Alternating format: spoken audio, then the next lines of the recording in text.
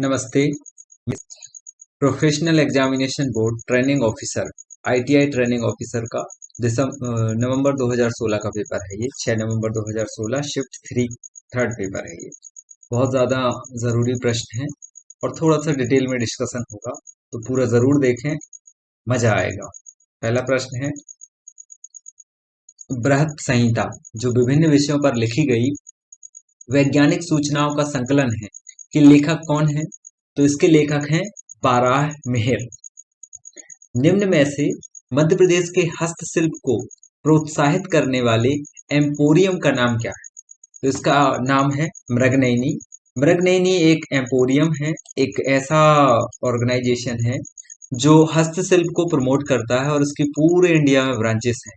और ये संत रविदास जी के नाम पर भी है और उन्हीं की एक संस्था है। ये संत रविदास जी के नाम से चलता है। संत रविदास जी और मृगनयनी, ये एम्पोरियम एक दुकान कह सकते हो या इंस्टीट्यूट कह सकते हो या ऑर्गेनाइजेशन कह सकते हो, जो भी सुटेबल शब्द आपको लगे वो आप इसको कह सकते हो। अगला प्रश्न है, इनमें से कौन सा राज्य वनों के सबसे बड़े क्षेत्र को घेरता है? तो सभी जानते हैं मध्य प्रदेश जो है क्षेत्रफल की दृष्टि से सबसे ज्यादा वन है, तो ये मध्य प्रदेश में लगभग 30%। अगला प्रश्न है, संयुक्त राष्ट्र महासभा की पहली महिला अध्यक्ष कौन थी? तो संयुक्त राष्ट्र महासभा की जो पहली महिला अध्यक्ष थी, ये थी पंडित विजय लक्ष्मी पंडित।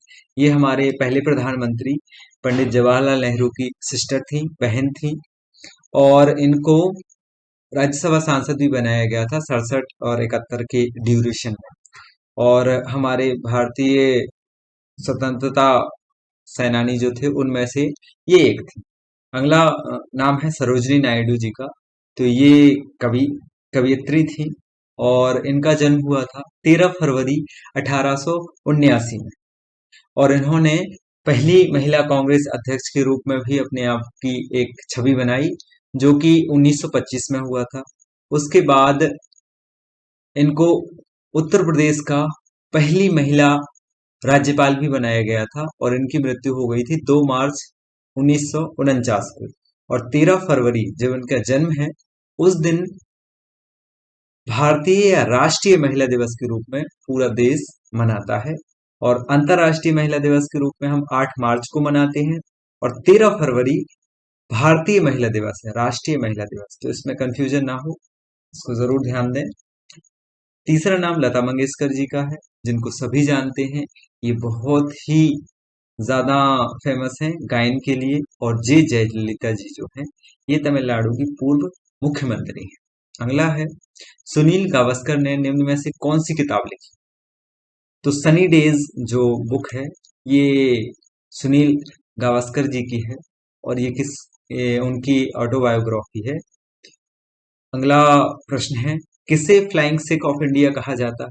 सभी जानते हैं किसको कहा जाता है flying Sikh of India? Milkha Singh ji को। अभी कुछ दिनों पहले इनकी मृत्यु हो गई है और ये स्वर्गलोक को चले गए हैं। अगला प्रश्न है, निम्नलिखित खाद्य फसलों में से किसमें प्रोटीन सामग्री की मात्रा सबसे अधिक होती है? तो देखिए, गेहूं, कसावा, लेंटिल और सोयाबीन। तो सोयाबीन में सबसे ज्यादा प्रोटीन की मात्रा होती है। लेंटिन ये यहाँ पर मसूर है। और कसावा एक कंद टाइप का होता है, जैसे हमारा सकला होता है जो हम खाते हैं, मीठा लगता है, वैसे ही लगता है, देखने में लगेगा कसावा। अगला प्रश्न, इनमें से कौन सा मध्य प्रदेश का उच्चतम बिंदु है? तो मध्य प्रदेश की सबसे ऊंची चोटी कौन सी है? धूपगढ़, 1350 मीटर। ठीक है, इसके ऑप्शंस के बारे में देखते हैं। जो माउंट लेगन है, ये कनाडा की एक पहाड़ी है। कनाडा जो उत्तरी अमेरिका का एक कंट्री है, उसी में आता है कनाडा। अगला है कैमूर हिल। तो ये इस तरफ के एरिया में है, जबलपुर और कटनी वाला बीच का जो एरिया है वो कैमूर पहाड़ियों के नाम से जाना जाता है। लेडी हिल, ये शायद कर्नाटक का पार्ट है। और धूपगढ़ की चोटी हमारे मध्य प्रदेश की सबसे ऊंची चोटी है। प्रोजेक्ट आकांक्षा की शुरुआत मध्य प्रदेश के किस जिले से की गई थी? तो ये की गई थी डिंडोरी जिले से। प्रोजेक्ट आकांक्षा है मध्य प्रदेश के अनुसूचित जनजाति, मेधावी विद्यार्थी जो हैं, उनके लिए क्या करना है, सशक्त करना है। शैक्षणिक सशक्तिकरण को बढ़ाने के लिए आकांक्षा योजना 2021 में शुरू की गई थी और ये मध्य प्रदेश के डिंडोरी जिले से प्रारंभ की गई थी। डिंडोरी ये जबलपुर, अनूपपुर और आपका ये उसी एरिया में आता है जिस तरफ आपका अमरकंटक है, अनूपपुर जिले के आसपास ये भी एक जिला है। स्वामी विवेकानंद की एक शिष्या आयरिस महिला एलिजाबेथ नोबल को निम्न नाम से बेहतर रूप में जाना जाता है। तो ये इनको बेहतर रूप में जाना जाता है सिस्टर निवेदिता जी के रूप। इन्होंने विवेकानंद के भारत लौटने के बाद भारत आकर बहुत सारे काम किए, मिशन का प्रचार किया, उनकी जगह जगह संस्थान बनाए और उनकी पुस्तकों को, उनके लिखे लेटर्स को प्रकाशित करवाया और उनके द्वारा बहुत कार्य किया गया स्वामी विवेकानंद के लिए और ये उनसे बहुत ज्यादा प्रभावित थे। मदर टेरेसा को सभी जानते हैं, कस्तूरबा बहन कस्तूरबा जी हैं। अगला प्रश्न है 2015 में स्थापित नीति आयोग खालिस्तान का उत्तराधिकारी है।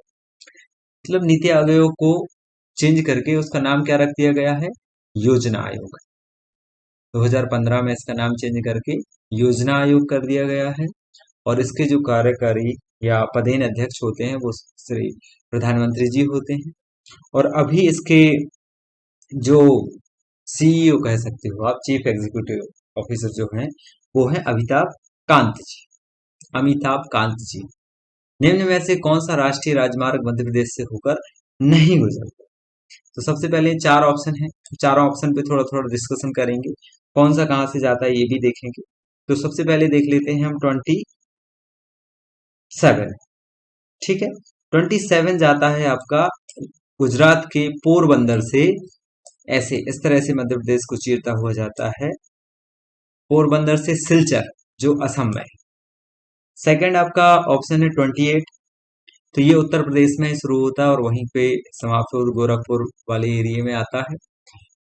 तीसरा है 78, NH 78 जो कि कटनी से गुमला जाता है, कटनी से गुमला, कटनी मध्य प्रदेश से शुरू होता है और गुमला झारखंड तक जाता है, ये गुमला।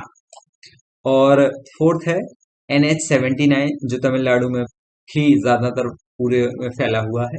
तो जो मध्य प्रदेश में नहीं है तो कौन सा नहीं है, NH 28। अगला प्रश्न है, थोड़ा सा पार्ट इसका यहाँ से होकर गुजरता है 79 का, और जो 28 है ये तो पूरी तरह से उत्तर प्रदेश में ही शुरू होता है और वहीं पे खत्म हो जाता है। अगला प्रश्न है, निम्न में से किसके लिए प्रयुक्त होता है IATA? IATA के बारे में जानते हैं। IATA है क्या, international air transport association. IATA ये क्या है, अंतरराष्ट्रीय वायु यातायात संघ, जो अंतरराष्ट्रीय उड़ानें भरी जाती हैं उसका ये संघ है। मॉन्ट्रियल कनाडा इसका मुख्यालय वहां पर है, मॉन्ट्रियल कनाडा में। और इसके जो सीईओ हैं वो हैं जियोवानी बिसिग्रानी, थोड़ा सा नाम अजीब है, जियोवानी बिसिग्रानी इसके सीईओ हैं अभी करंट में। और इसका फुल फॉर्म याद रखना, इंटरनेशनल एयर ट्रांसपोर्ट एसोसिएशन। अभी एक दूसरे देश को सहायता दी जा रही है, अफगानिस्तान में हुए समस्या को लेकर वहां से एयरलिफ्ट किया जा रहा है, सारे देश के लोग, सारी कंट्रीज लगे हुए हैं कि अपने अपने लोगों को वहां से निकाल लें। तो अभी ये बहुत ज्यादा एक्टिव है, ये इंटरनेशनल एयर ट्रांसपोर्ट एसोसिएशन। तो हो सकता है कि निकटवर्ती पेपर जो होंगे उसमें भी इससे संबंधित कोई ना कोई प्रश्न पूछा जाए। अगला प्रश्न है, निम्न में से रमन मैग्सेसे विजेता कौन से नहीं है? तो श्री श्री रविशंकर जो है ये रमन मैग्सेसे विजेता नहीं है। किरण बेदी को 1994 में दिया गया था, अरविंद केजरीवाल जी को 2006 में दिया गया था और बेजवाड़ा विल्सन जी को दिया गया था 2016 में।